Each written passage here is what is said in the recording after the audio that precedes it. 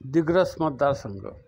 दिग्रस हा एक महत्त्वाचा असा मतदारसंघ आहे आणि या मतदारसंघामध्ये जी उमेदवारी होणार आहे यामध्ये तर ती अत्यंत चुरशीची अशी लढत म्हणून महाराष्ट्रातील दिग्रसमध्ये पाहिलं जात आहे लोकांकडं.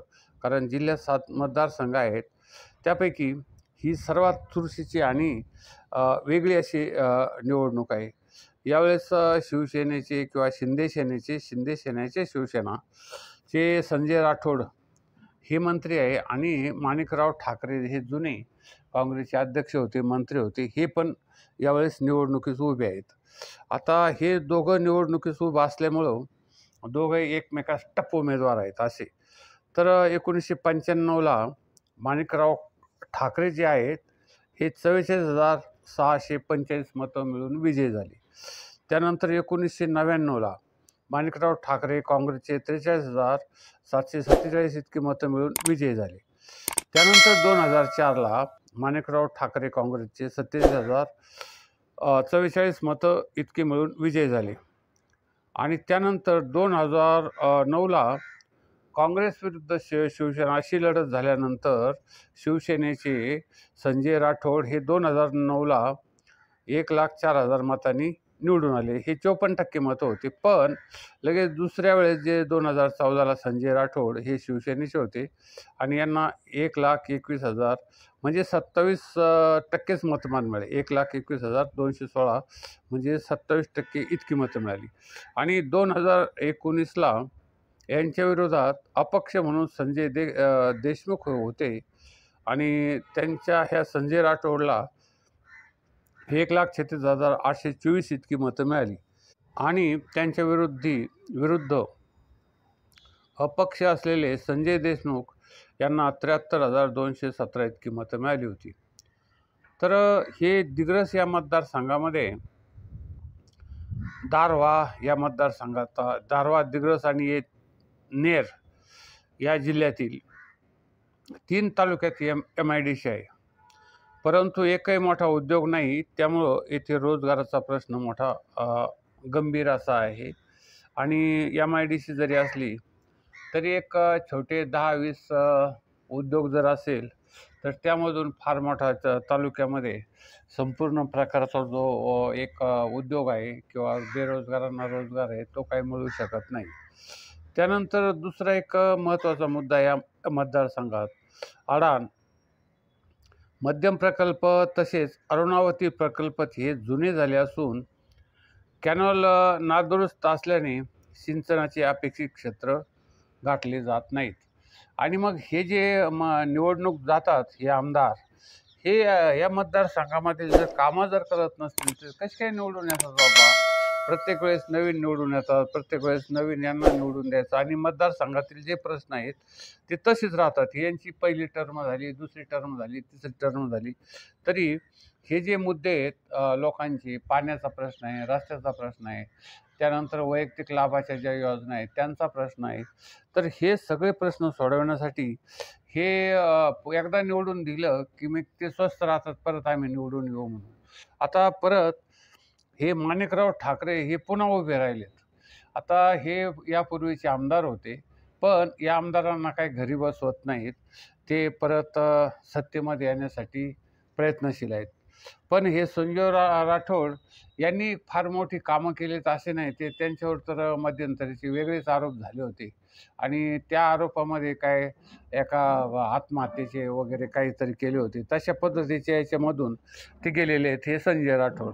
म्हणजे हे लोक मतदारसंघातील कामं कशा पद्धतीने करतात आणि काय करीत नाहीत त्यावेळेस एक महत्त्वाचा मुद्दा आहे.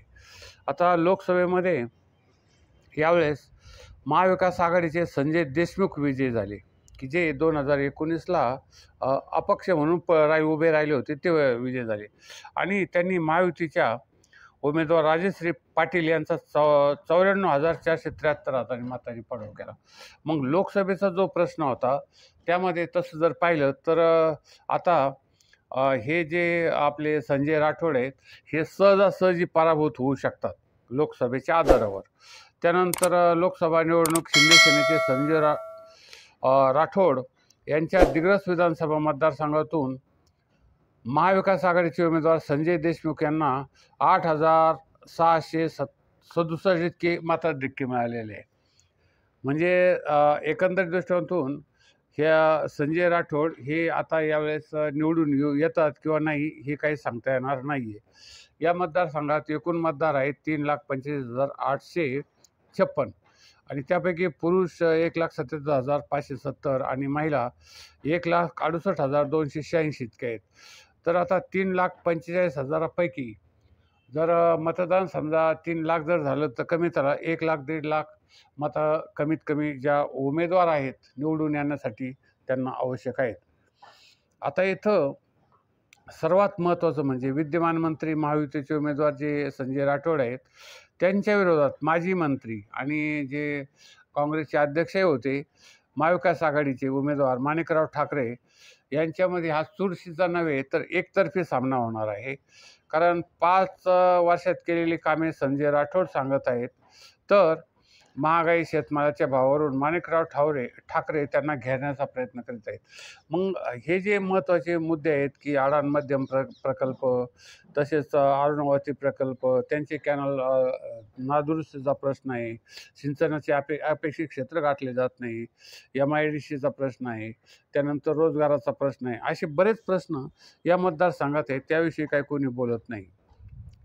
तर हा सामना महाराष्ट्रातील सर्वात चुरशीचा सामना म्हणून या वेळेस 2 दिग्गज नेत्यामध्ये होणार आहे.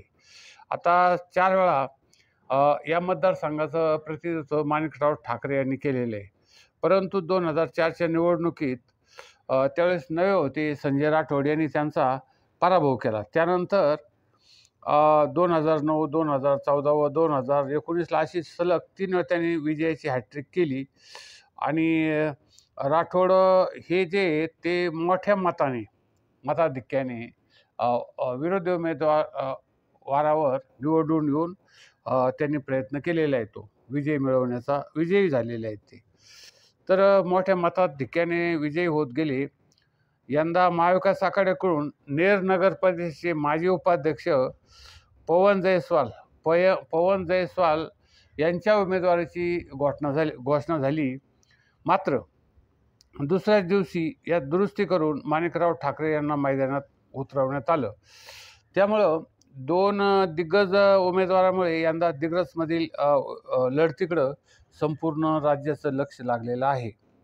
आणि यावेळेस एक महत्त्वाची गोष्ट सर्वात महत्त्वाची म्हणजे संजय राठोड आणि माणिकराव ठाकरे यांच्यामध्ये हा जो प्रकार झालेला आहे निवडणुकीचा, त्यामध्ये एक सर्वात महत्त्वाची गोष्ट की राष्ट्रवादी काँग्रेस पक्ष फुटला, शिवसेना फुटली.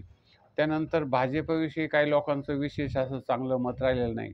काँग्रेसने मागच्या वेळेस विधानसभेला, लोकसभेला चांगल्या पद्धतीचं काम केलेलं आहे. त्यामुळं हे संजय राठोड हे पराजित होतात की काय अशी आज तरी परिस्थिती आहे.